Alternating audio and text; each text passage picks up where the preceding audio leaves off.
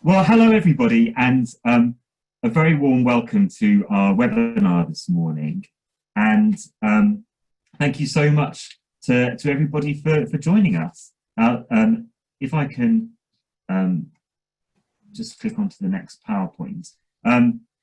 This is the second of our two-part webinar series about employers' liability and coronavirus claims. As everybody's well aware, I'm sure, the coronavirus pandemic raises an awful lot of issues for employers and for us as lawyers with regards to employers' liability claims. But because this is a novel area, we simply don't know exactly how the courts are going to deal with these claims. So our approach has been to go back to basics, to look and remind ourselves about the fundamentals of employers' liability, and then to go on to consider how courts are likely to deal with COVID-specific issues, bearing in mind the fundamentals of employers' liability. So thanks very much to those who joined us for our last session, the Back to Basics session. This is now the COVID-specific session. For the people who didn't join us at the previous webinar, don't worry at all. It's not essential to join both webinars, and we'll be touching on some of the back to basics things while we deal with the more COVID specific issues this morning. Questions in advance of this morning. We're really grateful for them. It does help us focus the talk and hopefully make it a more useful talk for you. For people who haven't already submitted questions, or who have and have some more questions to come, then please do use the question function on your screen. And you can see there's a Q&A. And I'd suggest using that rather than the chat, just to make sure we don't miss the questions. Please do feel free to ask questions as we're going along. We will either deal with them as we go along, or otherwise, hopefully we'll have some time for Q&A at the end where we'll deal with those questions. But we really welcome questions. It makes it more interesting for us, and I think definitely more interesting for you as well. Although we've done one of these webinars before, and this is part of the now quite well-established One Chance for Lane seminar series, it's certainly not unheard of for there to be technical problems. So if at some point you can't hear or can't see the person who's talking, then please let us know and feel free to use the chat to tell us that. Just for example, at the moment, I can't see either myself or Ben, but I've got every faith that you can all see both of us. But if not, then please do let us know. Now I can see some more people have just joined us since I started speaking, so a very warm welcome. And we're about to get started.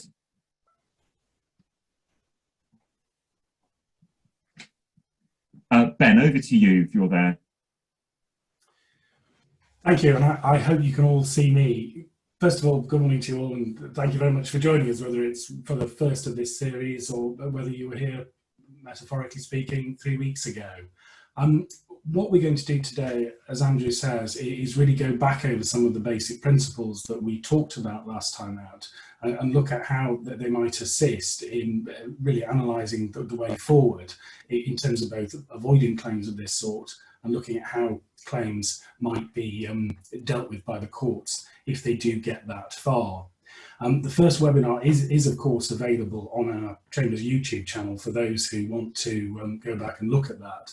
And certainly some of the things I'll be talking about today, I'm going to be dealing with in perhaps some slightly more cursory form, just because I'm well aware there's an awful lot of people who I've already heard that more detailed consideration once, and as I say, it is out there for those who want something in more detail.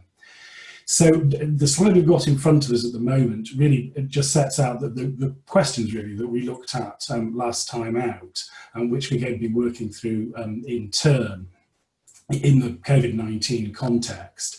I'm going to turn first of all to look at the causes of action now available to employees over on the next slide.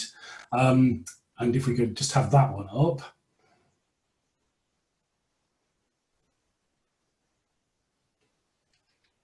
Can you hear me? Oh, thank you, Andrew. I was grateful. Well, Thank you, Andrew. That's the one. First question, what are the causes of action now available to employees?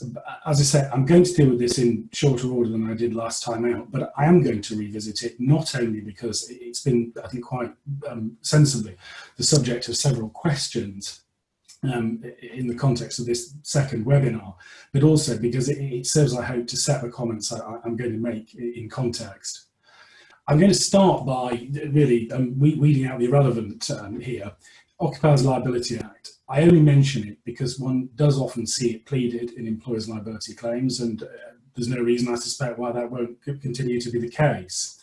I say we can set it aside without too much attention, without too much consideration, because quite simply it doesn't really add anything over and above the cause of action, which we will, as we will see in a minute, we are left with. I mention it therefore only for the sake of completeness, and to underline that it's really not something that in this context is likely to give rise to further and specific issues or need further and specific consideration. So what therefore was left? Well, we're concerned here, of course, with claims brought by employees against their employer, primarily now, of course, in negligence. The reason for that being, as you'll all be well aware, that since October 2013, Section 69 of the Enterprise and Regulatory Reform Act has meant that the duties imposed by the six-pack and other similar regulations are no longer capable of conferring a cause of action in themselves. Now, if we could just move over to the next slide, if I may. That doesn't, however, mean that the regulations are either irrelevant or of no use in an analysis of this sort of case. And it's perhaps worth underlining here that whilst Parliament could have repealed the regulations, that's not what happened. They remain in force, and indeed they continue to allow criminal sanctions to be brought in certain cases. So clearly, therefore, they are still supposed to be of some significance. What significance is that? In essence, they serve to inform and demonstrate the standard of care, the level of the duty imposed upon the employer. And broadly speaking, where one can show that an employer was in breach of a duty imposed under the regulations, that will suffice to found the claim in negligence. And of course, the converse is also true. But whilst it is, as I say, quite right to say that they remain in force, it's equally right to say we also now have Section 69. So something must clearly have changed. And the significant change can be summarised quite briefly. What we don't now have, and what we lost as the result of the enactment of Section 69, are the ability to allege strict liability, the Stark and Post Office type cases.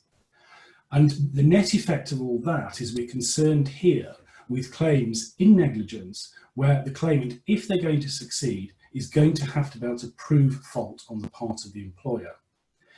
And I mentioned earlier we'd had questions in this regard, and those are very sensibly being focused upon the significance of Section 69 in this context, and whether or not that's going to have any impact on the ability of claimants to bring claims alleging infection with COVID-19 without the benefit of strict liability. I think it will have an impact in that area because it's no longer going to be possible to run arguments alleging, for instance, that because somebody contracted a particular infection, COVID in this case, their PPE must have been defective, or that because it was present in their workplace, it was unsafe. So in this context, it's perhaps actually going to have more, make more of an impact and be of more significance and exclude more arguments that claimants might run than would be the case in some perhaps to date more mundane and frequently encountered classes of employers' liability cases. So that's the question of the regulations and the duty which is owed by the employer. Next question, going over to my next slide, must obviously be who can bring a claim in this context and relying on the duties owed and arising from the employment relationship. No prizes for saying, obviously, an employee can. That's not controversial. But there are wider classes of individuals who can potentially also avail themselves of that cause of action. And the first of those, it arises out of a line of decisions involving people who were exposed to asbestos indirectly, not because they were working in a shipyard or lagging a boiler, but because they were members of the family of an individual who was, and they came into contact with asbestos as a result of the person who was working and was directly exposed to it, coming home, coming into contact with them, and inadvertently and unknowingly bringing the asbestos home on their overalls, their work clothes, and as a result, causing members of the family to similarly be exposed to asbestos and become ill. And there are also cases involving, strange as it may seem now, asbestos being allowed to accumulate in the street to the extent that children would habitually play in it, and unfortunately, and now of course entirely predictably, later suffering from the most appalling diseases as a result. And it's clear from those authorities that the duty owed is wider and more extensive than simply to the employee. It's not, as was neatly put in one of the cases, constrained by the factory walls. And of course, the applicability of that here is clear and obvious. I think it's far from difficult to foresee a situation in which we have a family member who is infected by COVID infection. As a result, I'm just going to pause a moment because somebody said connection lost. I don't know if anybody can still see me. I can see Andrew, but he's not moving.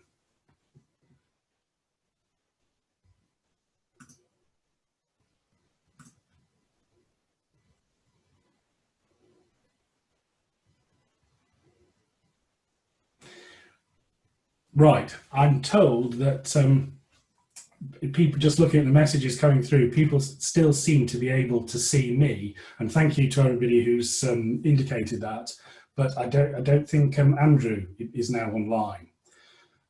So what I'm going to do, given that it looks, I think, that we've lost him, is to keep going and hope that his internet connection improves and he's able to rejoin us in due course.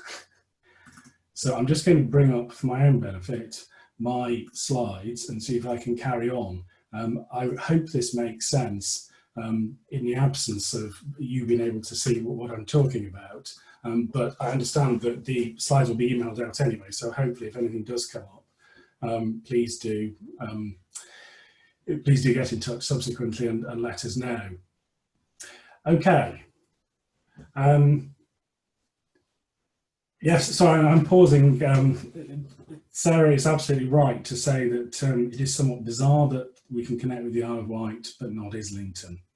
I am going to have a go at sharing the screen with you so you can see the slides. Now, I'm taking my life in my hands with this because I don't know whether you're going to see a picture of my wife, me, my screen, or something else.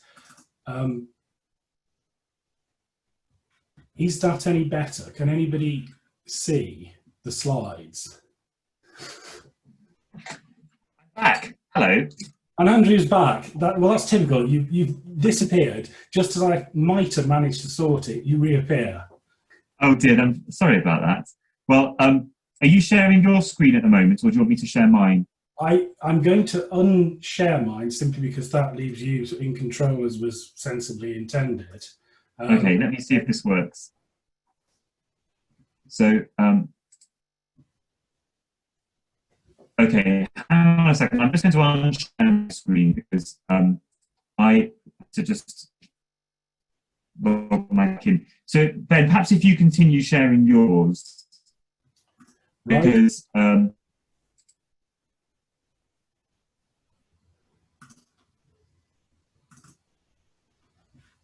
right. Can you now see my slides? I can see your slides, yes.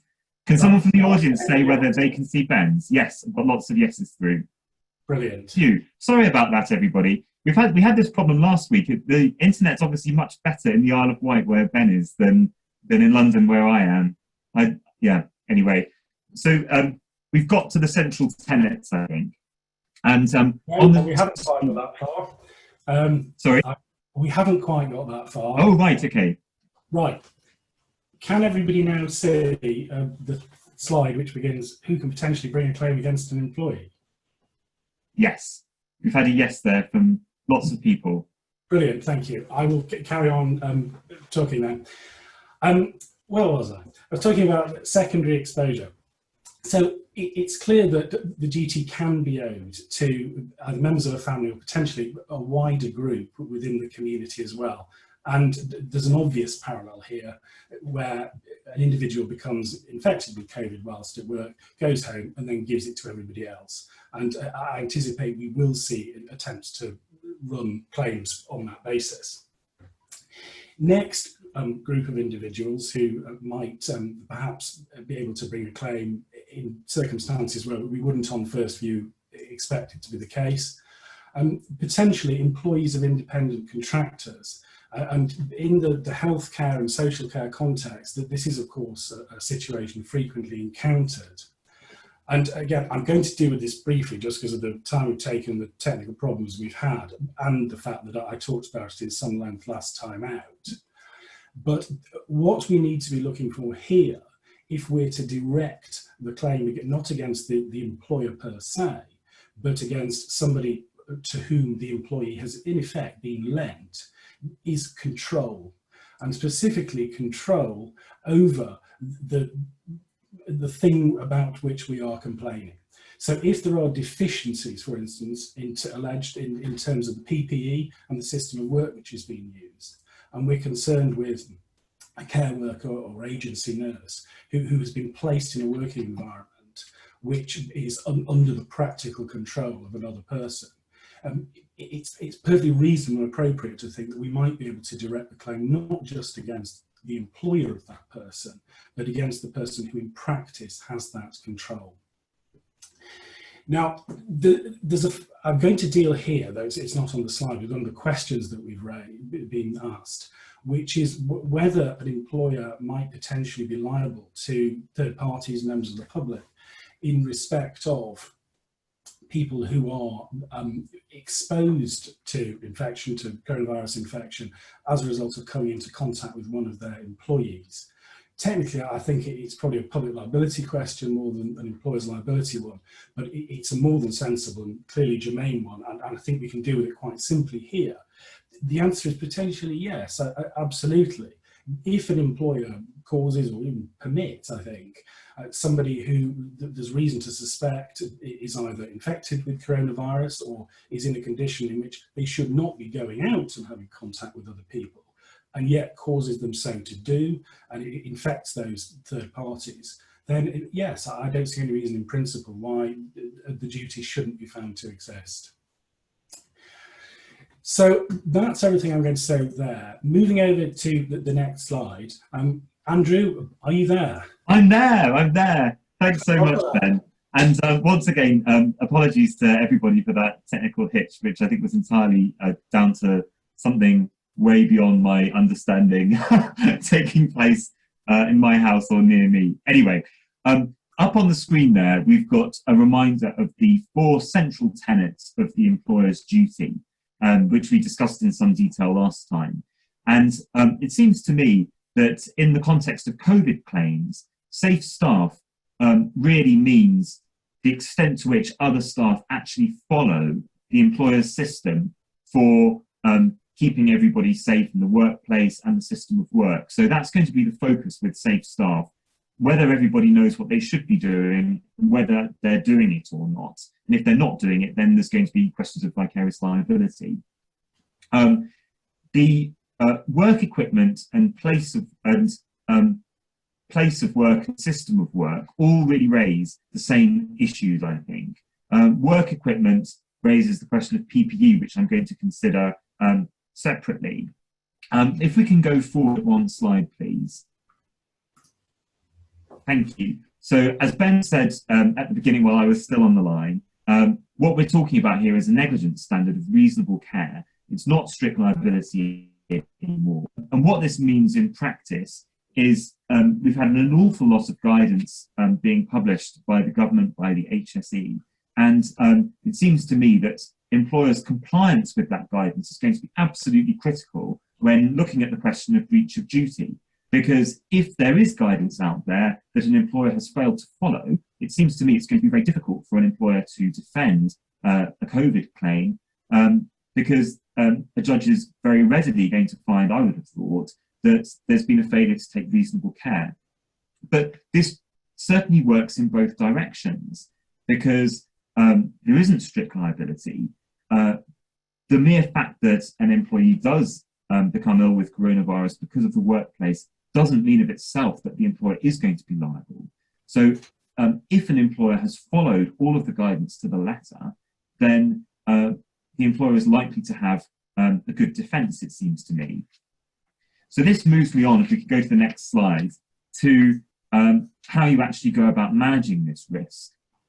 And the government guidance says that employers should reduce the risk to the lowest reasonably practicable level. And we discussed what that means in the last webinar by taking steps in order of priority. Now, the first is increasing the frequency of hand washing and surface cleaning, of course, but the substantive steps to do with how you actually operate the workplace, the first step still is to enable working from home as a first option. So according to the guidance, this is what all employers should be doing if it's possible. Of course, it's not going to be possible for a lot of employers. And where working from home isn't possible, then the guidance says employers should make every reasonable effort to comply with the social distancing guidelines, which is to say, to keep people 2 meters apart.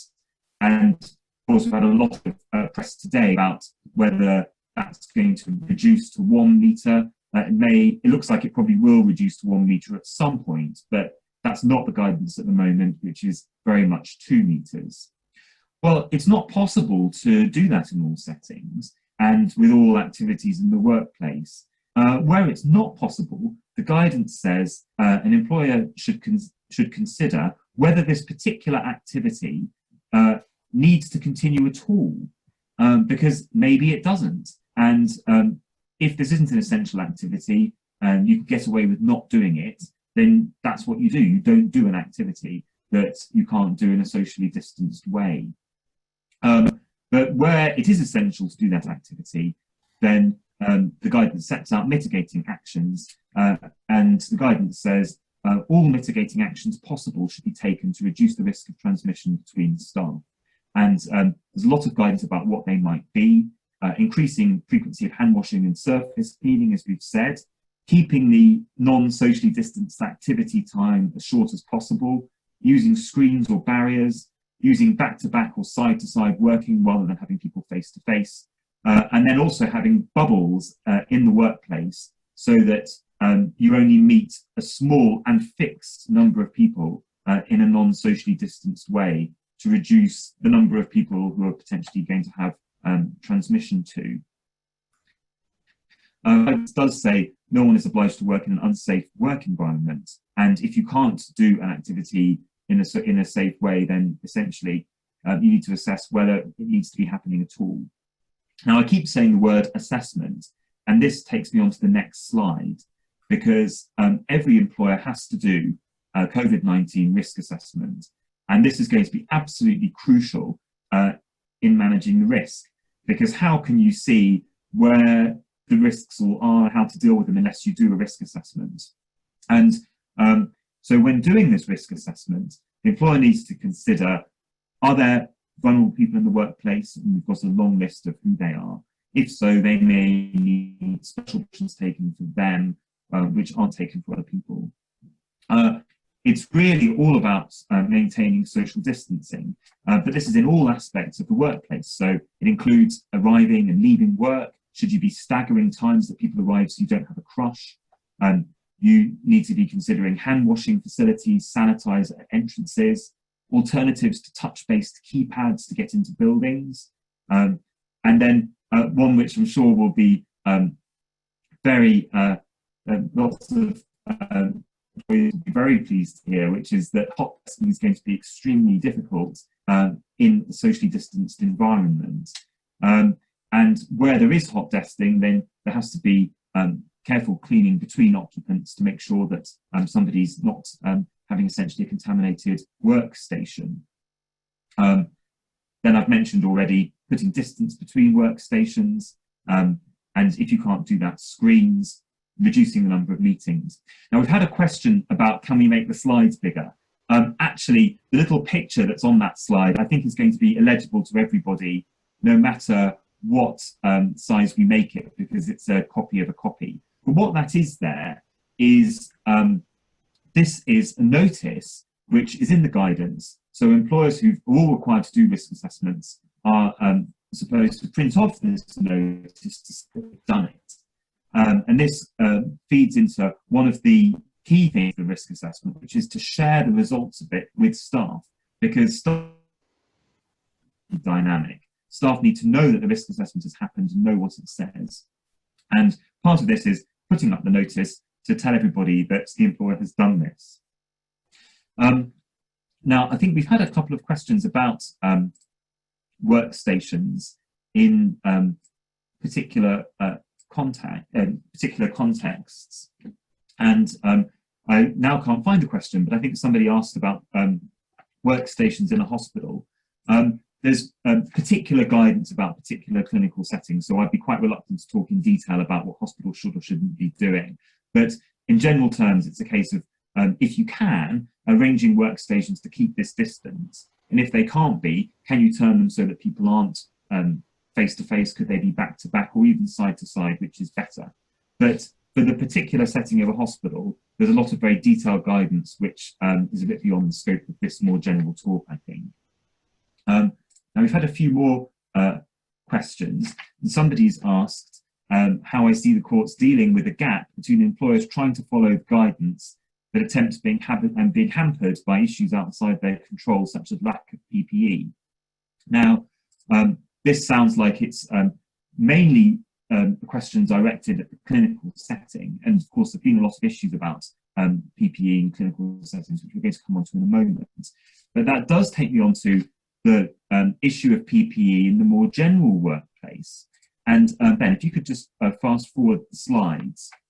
The guidance about PPE in normal workplaces, so not hospitals, not the healthcare setting, is quite interesting because perhaps slightly against what we might have expected it to say, the guidance is not suggesting that PPE is a panacea for an employer in the COVID context. And in fact, it goes as far as to say that the risks from COVID-19 are a different type of risk than the risks that an employer normally faces in the workplace. And the risk needs to be managed through social distancing, hygiene, and fixed teams or partnering, and not through PPE. So the guidance seems to be based on an assumption that in a normal workplace, PPE is of limited use. Now, what it's talking about there is the kind of standard PPE that's available to the public at large, rather than clinical PPE being managed in a clinical setting. Because the guidance specifically then says the exception is clinical settings like a hospital or a small handful of other roles for which Public Health England advises the use of PPE, for example, first responders and immigration enforcement officers. But for normal employees, the guidance foresees that an employer is not going to be able to manage the risk by working as normal with everyone wearing masks, for example. That would be contrary to the guidance. And the guidance basically suggests to employers what you need to be doing is hygiene and social distancing in the workplace rather than PPE. And I think there's potential to have quite a long and an interesting debate about the efficacy of people using PPE in their everyday lives. And we've seen that in the debate in the public and what the general public are being told to do about wearing face coverings or not. And this is something where clearly different countries have got different approaches, but this is what the UK government approach says. And it seems to me, as I said at the beginning, that if an employer follows this guidance, then really it's going to be very difficult to criticise the employer. But it should be emphasised, the guidance absolutely says, if you're using PPE in your employment context anyway, then keep using it. But you need to do other things to manage the COVID-19 risks. Could we go forward to the next slide? Because I do want to talk about COSH. And there's a real issue here about whether COSH actually applies to COVID-19 or not.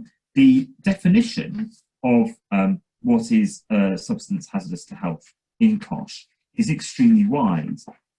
It covers biological agents, and viruses are biological agents.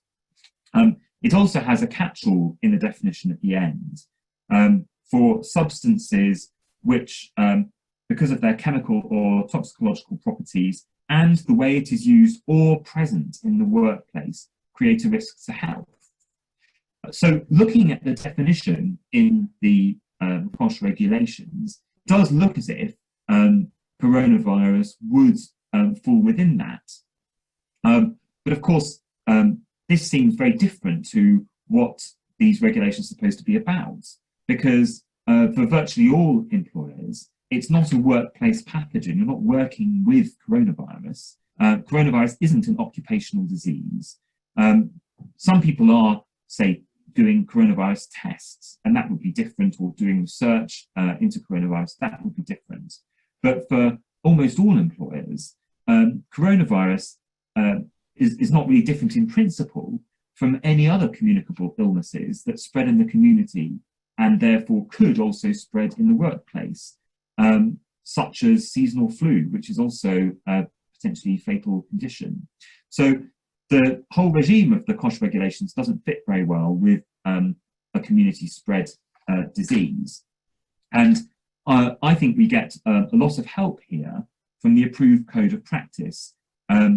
And paragraph 18 of the approved code of practice says, the general duties of COSH apply to incidental exposure to and deliberate work with biological agents. However, COSH does not cover a situation where, for example, one employee catches a respiratory infection from another. This is because Regulation 2.2 specifies that COSH only applies in those circumstances where risks of exposure are work-related and not those where they have no direct connection with the work being done. So the first question is, does COSH apply? And my view is that the strong suggestion from the approved code of practice is that it wouldn't to most employers, but to some it will if you are actually specifically working with coronavirus. But it's not completely clear, and it would be very welcome if the agency were to publish something very clearly to employers generally, making clear that it doesn't apply. There is no precedent for employers being required to take measures to prevent infection amongst their workforce from viruses that are just as capable of being acquired in the community. But what I think employers would be very relieved to remember is that since the repeal of civil liability for health and safety regulations, you can't directly sue for a breach of COSH. And this means that there isn't strict liability if coronavirus was covered by a COSH. So it will come back to all of the control measures that we were talking about before, and whether the employee is at fault or not. And I think with that, I'm going to hand you back to Ben. Hello again, everybody. I hope I'm now reappearing in front of you. Assuming that I am for the moment, I'm going to talk about some of the issues which I think might arise in respect of claims involving psychiatric injury, which nonetheless arise out of infection with COVID-19. Perhaps in the first instance, it's worth making it clear that where someone ends up with PTSD or some kind of adjustment disorder or similar, directly arising from illness and their response to that, it's unlikely that that's going to be controversial. We will, I think, see claims in which that sort of injury features, if only because so very many people who require ITU treatment, irrespective of the cause, whether it's an accident, a planned surgery or illness, do subsequently develop a psychological reaction to the treatment, and then never mind to the underlying cause. And of course, the distinction isn't going to be one which precludes them from recovering from the entirety of their problems. But I can see that there may be some more problematic and more innovative claims advanced arising really out of the working conditions which have been created by the pandemic and everything that has been implemented in response. And just to set this in context, everyone, of course, will be aware from the media reports and seeing medics and care workers, people working on the front line being interviewed, that there are many people who are currently working under extreme pressure, both in terms of workload being exceptionally high, working in untried and novel working conditions, which there's been little opportunity to discuss or consult with staff. And as part of that, in some cases, are encountering not just traumatic and distressing conditions, and to some extent, in the case of medical staff particularly, that's something they're perhaps more used to than others, but potentially involving not just large numbers of people who are very, very ill and then subsequently die, but also sometimes colleagues who are unwell.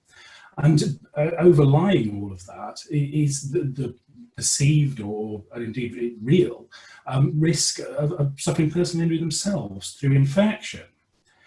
And all that being so, I wonder whether we are going to see a range of cases either brought on the principles of stress at work or seeking to expand the principles of both primary and secondary victim claims where injury constitutes psychological illness. And I say that because it seems to me there is a very wide class of people who are particularly likely to be affected in this way. But of course, there's also a wider group of people who may be affected in this way. I've already talked about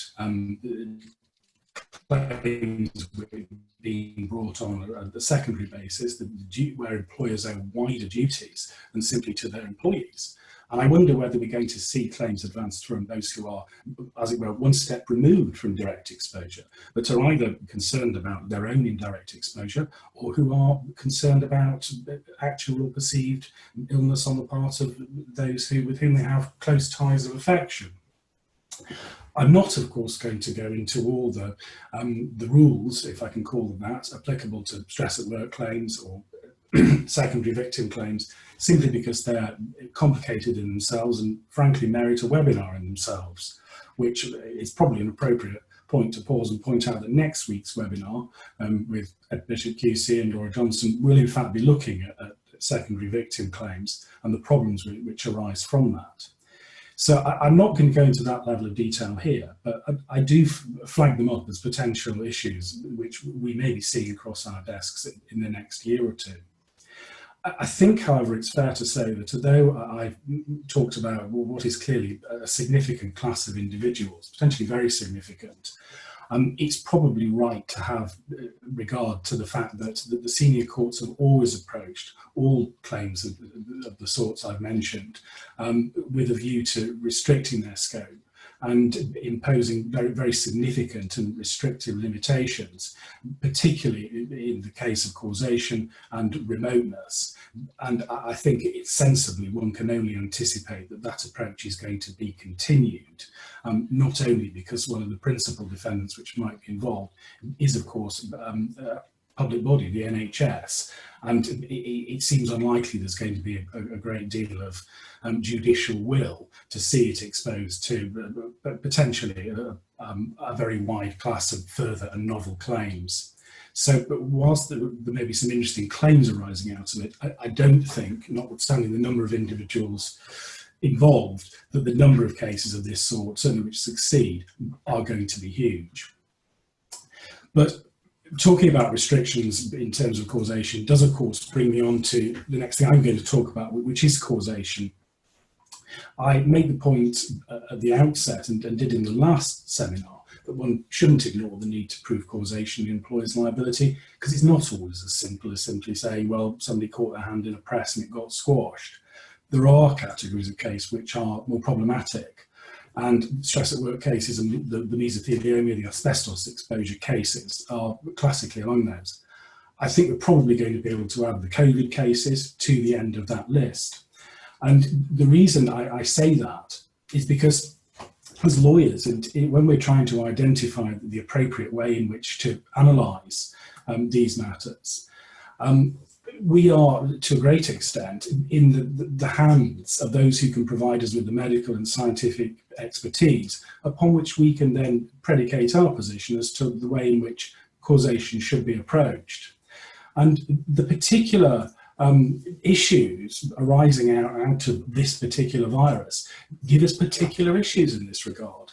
We're talking about something which has a very long and variable incubation period and has significant prevalence in the community. There's also profound uncertainty as to the mode of its transmission and the modes in which we currently believe to be implicated, i.e. aerosol from affected persons, contact with infected surfaces, are so ubiquitous as to make it near impossible to identify any point in time at which a particular individual was infected. And it's certainly, to me, it seems profoundly unlikely that medical or scientific knowledge is going to move that forward in the future. We're not concerned here with a case comparable, for instance, to somebody contracting, let's say, syphilis.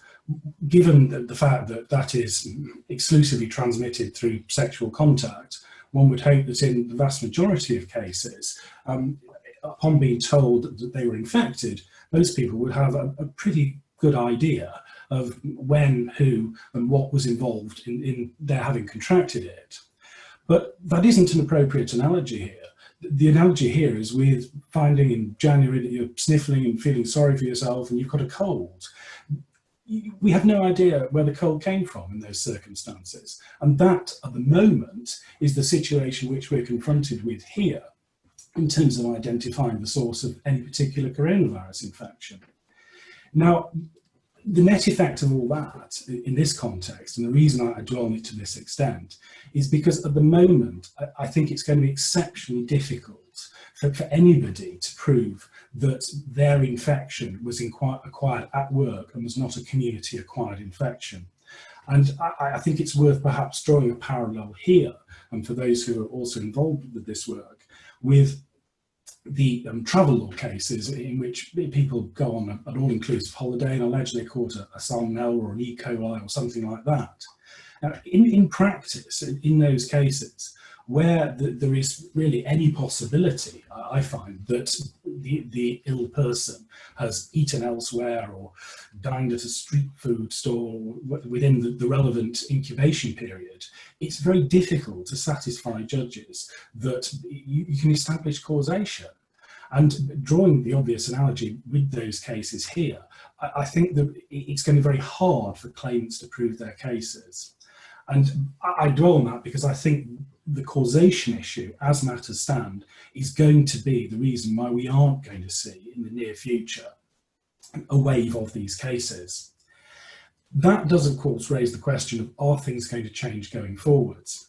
Now, it may be, of course, that the factual matrix against which the infections are arising changes, that the infection is something which is, in general terms, whether because of track or trace, lack of prevalence in the community, a combination of those things, encountered only in particular and discrete circumstances, i.e. a hospital.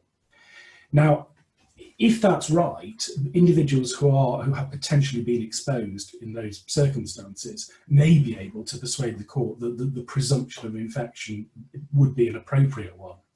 But I think they're going to be fairly limited in terms of scope and number, and certainly in terms of employees not working in those specialist contexts. I think it's going to be very difficult for them to bring those claims. Following on from that, I suppose the flip side of that coin is the law going to help them out? If medical and scientific knowledge can't, will we see an extension of the fair child principle, or something similar being created? I think if it is, it's probably fair to say that it's going to have to be a fairly significant extension and a fairly substantial move beyond Fairchild. And even looking at Fairchild itself, it's perhaps worth noting that one of the requirements in that is the need to prove exposure on the balance of probability. And in the context of asbestos, that's going to be an awful lot easier, for reasons I've already talked about, than it is in terms of coronaviruses. So whilst I could see that there might be arguments to that effect, I think they would have to be a very substantial extension of the current position. And again, looking at the considerations likely to arise from the likely identity of the defendant, I'm not sure there's going to be a great deal of will to do that.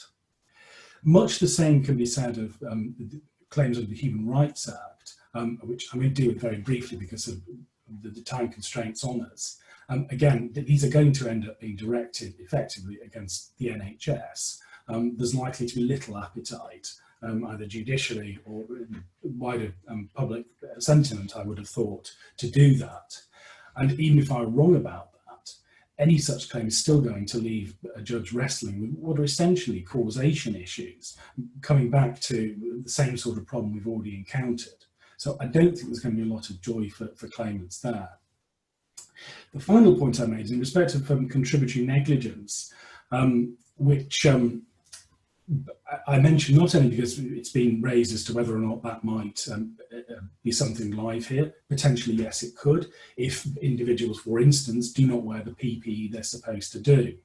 But again, verging into the speculative for the moment, I do wonder whether perhaps we're also going to see investigation by defendants into claimants alleging COVID infection in a manner analogous with RTA fraud work, where insurers will typically investigate, for instance, Facebook and other social media pages with a view to being able to point to other potential sources of exposure and either support allegations of contributory negligence or alternatively strike at the principle of causation in its entirety.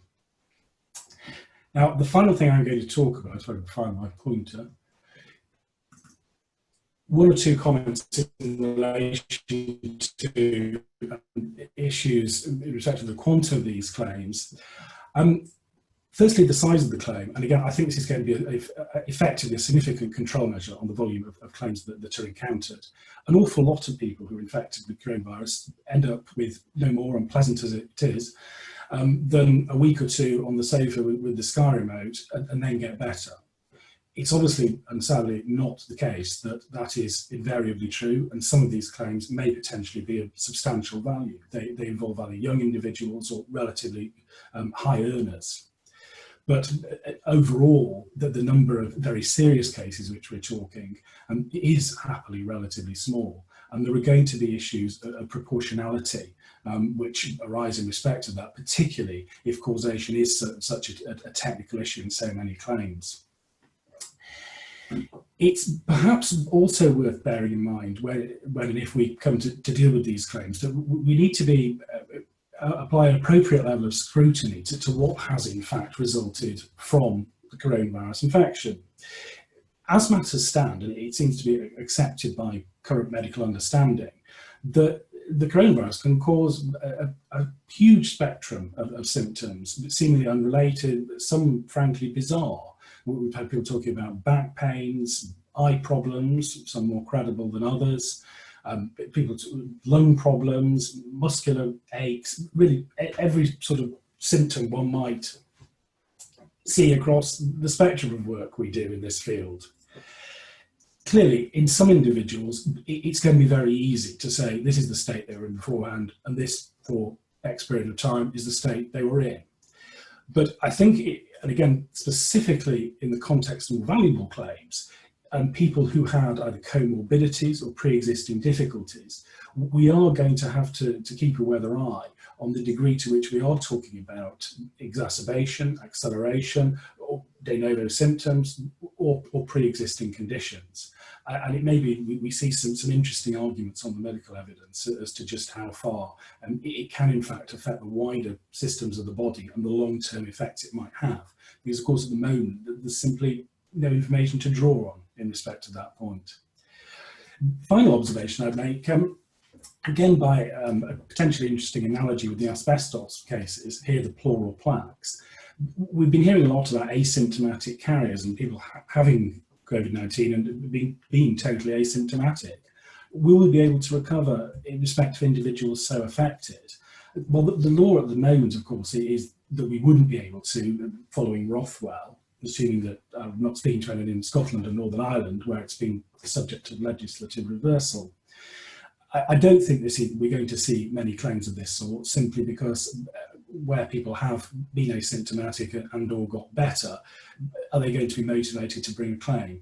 Possibly not, but I do wonder if there may be some interesting analogies going the other way with some of the pleural plaque cases going forward, and it's as much for that I mention it as anything else. But on that note of novel approaches going forward, I'm going to hand you back to Andrew, who's going to talk about some of the ways in which we may be moving away completely from the sort of historic handling of these cases that he and I have been talking about so far.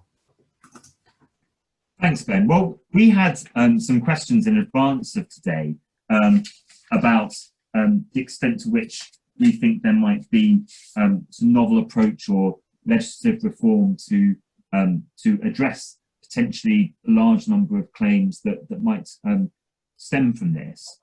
And the first question is the possibility of some sort of complete immunity from suit.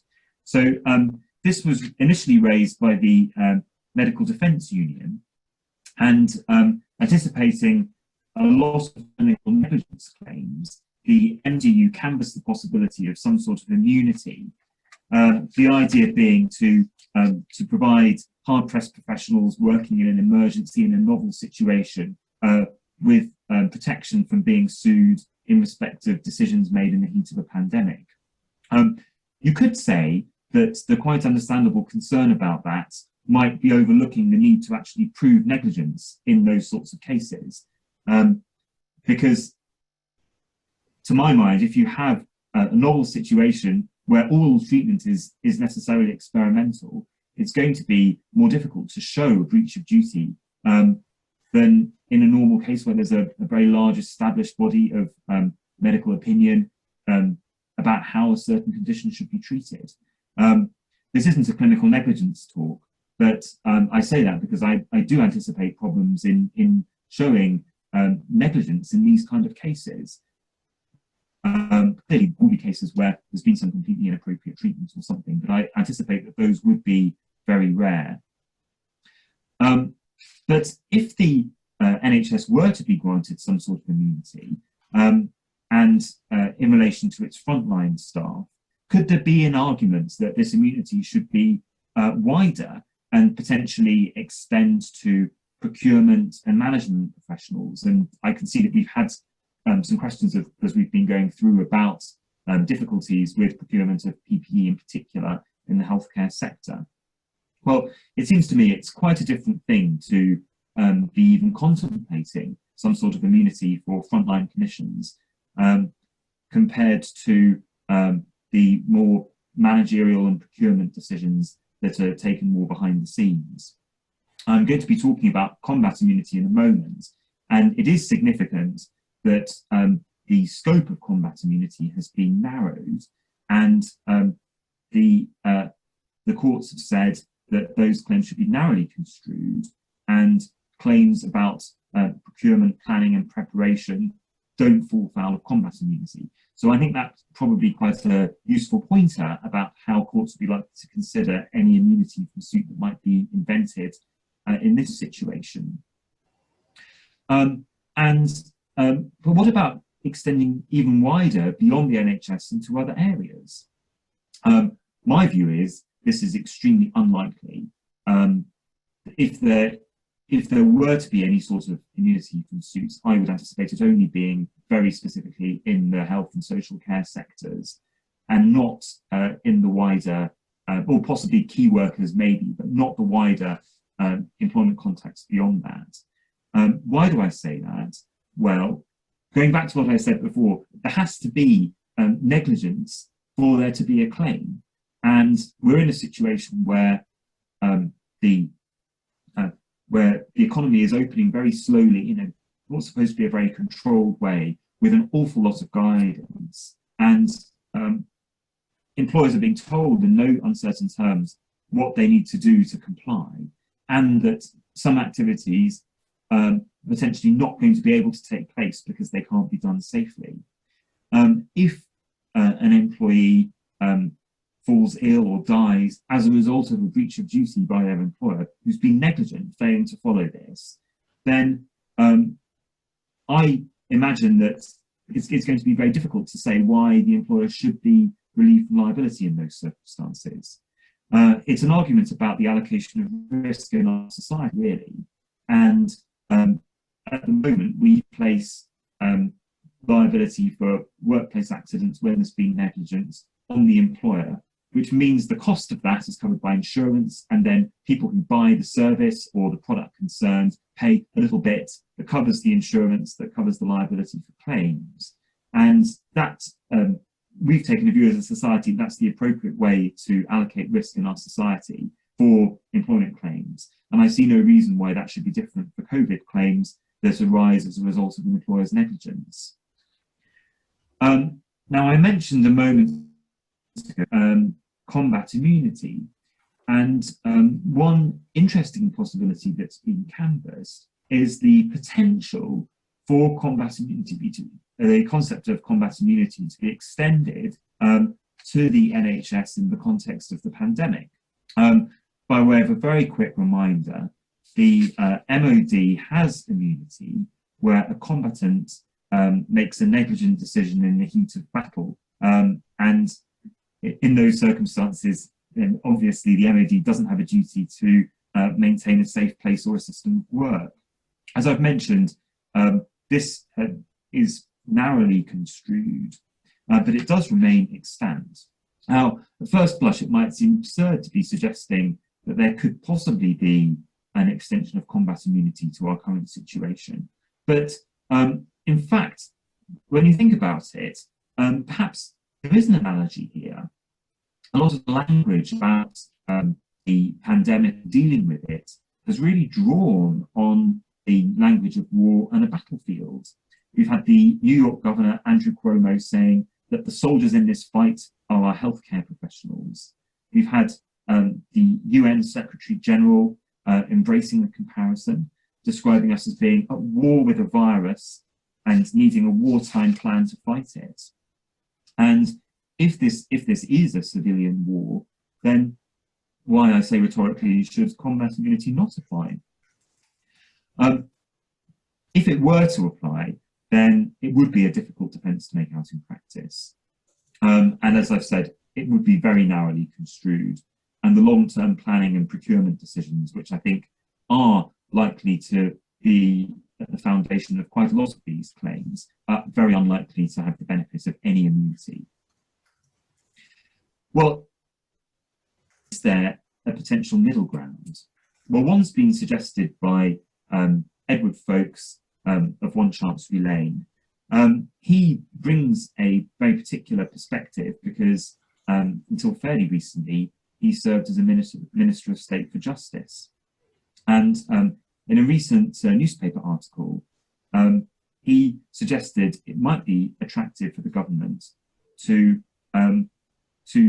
grant some sort of compensation scheme, a bit like criminal injuries compensation scheme, as a way of managing and reducing the potential burden to the NHS from a large number of COVID claims. And and there's no reason why such a scheme couldn't work for employers' liability claims against the NHS, just as it could in respect of clinical negligence claims by people being treated. But Edward Hicks has commented that forcing healthcare workers to use this scheme is unlikely to be as popular with the MDU as the proposal that patients should have to use one. There's very significant political considerations behind all of this. And I think at the moment we're a very, very long way away from any of these things being introduced. But as I say, we've had questions about it, and it's something that's on a lot of people's minds. And it's entirely possible that there will be some sort of law reform about managing this, particularly if we have open floodgates of claims, as again somebody in questions has anticipated. So that really concludes the substantive part of the talk, and I think it's time to look at some of the questions. We've tried to answer some of them as we've been going along, and so many thanks to people who've submitted questions already, and please do tap away on the Q&A button, because we've got time to deal with some more of those questions now. Ben. Shall I start perhaps by picking up on the two causation points, because I spoke about that. They're both interesting points, and I didn't go into them in greater detail just because of time constraints, but answering the two questions we've got, period of exposure, I think maybe one of the arguments which is prayed in aid by claimants, and if, for instance, as the example rightly says, someone can say, I spent 5 days a week working in an environment in which it is known to be prevalent, would the court then make that assumption that that's where they picked it up? I think, as I said, that's probably, if that sort of approach is going to succeed, it is nonetheless going to have to be in a factual context where one can appropriately dismiss the possibility of community transmission. Without that, yes, I think that's probably going to be the best way forward for a claimant. Another similar argument I think we're going to see will derive effectively from statistical exposure. It appears at the moment, for instance, that bus drivers are particularly vulnerable to infection and have suffered profoundly and disproportionately. And where it can be shown that either in a particular environment or among a particular class of people, there's been a particular unusual incidence of illness, I'm sure that will be relied upon. But I think, and I would reiterate, we're going to have to see some fairly statistically compelling figures before that sort of approach succeeds. The other point raised in respect of causation, material contribution, again, I've got 1 eye on the clock here, I'm going to be brief. I think where this is going to get really interesting in terms of identifying how far we can draw an analogy with the asbestos exposure claims is that the causation of illness is, and our understanding of it, is different and distinct in respect of virus infection claims. It is understood that in order for someone to become ill, they have to come into contact with the virus and ingest it in an appropriate form. We don't have the uncertainty that we do in the asbestos claims, which led rise to the arguments about cumulative exposure and guilty fibres and that sort of thing. That being so, I think looking at it from a defendant's perspective, I would be saying that it's not enough to show that there have been repeated potential exposures, except again, perhaps in the most extreme of factual circumstances, because we know, or the best understanding seems to be, that it isn't a cumulative process. Somebody picks it up from somewhere, wherever that might be, and whether or not that might be identifiable. So it's an interesting point, because I'm not sure how far one actually will be able to draw that analogy on the basis of scientific knowledge. Well, I've had a few questions through about the novel approaches, and we've had a reminder, of course, about the government bereavement scheme for NHS workers.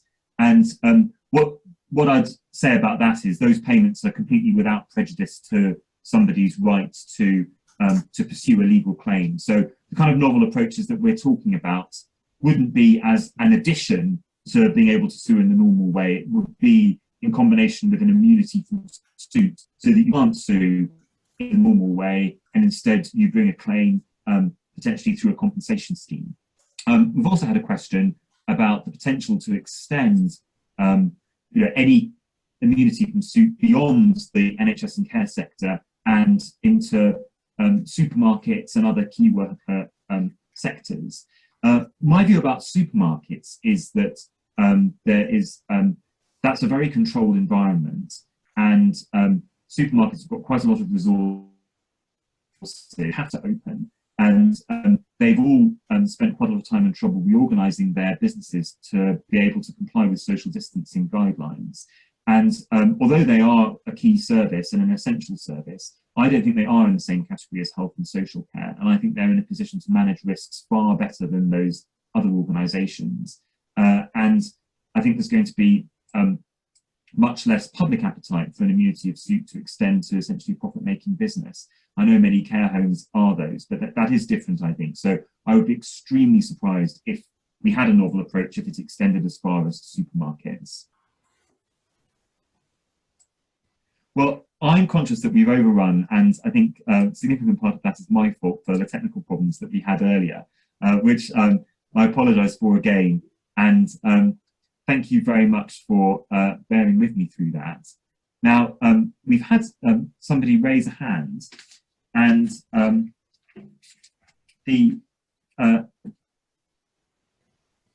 is that because we had the question about floodgates, which I don't think we've answered, whether we think there are going to be a floodgates of claims.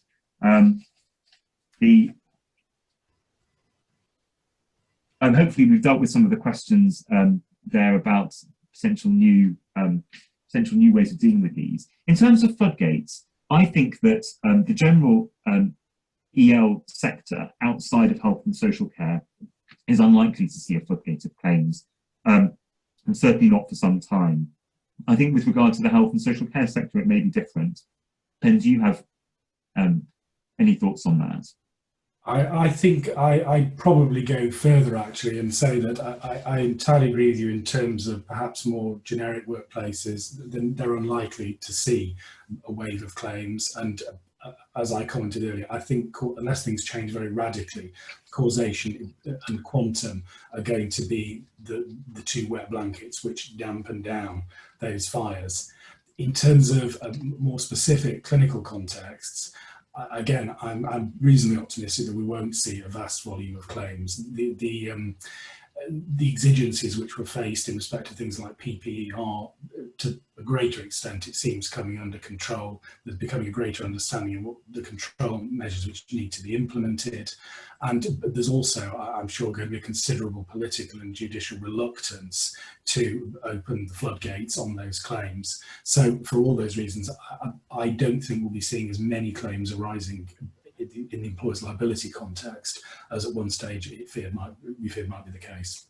And I just following on from that, if it looks like there's an awful lot of low value claims from people who've had a relatively short duration illness and then recovered, I anticipate the courts are not going to want to encourage those claims. And I know Ben drew an analogy earlier with holiday illness claims, and I think that there'll be a similar sort of reluctance to draw the kind of inferences necessary to make a bulk number of low value claims get off the ground.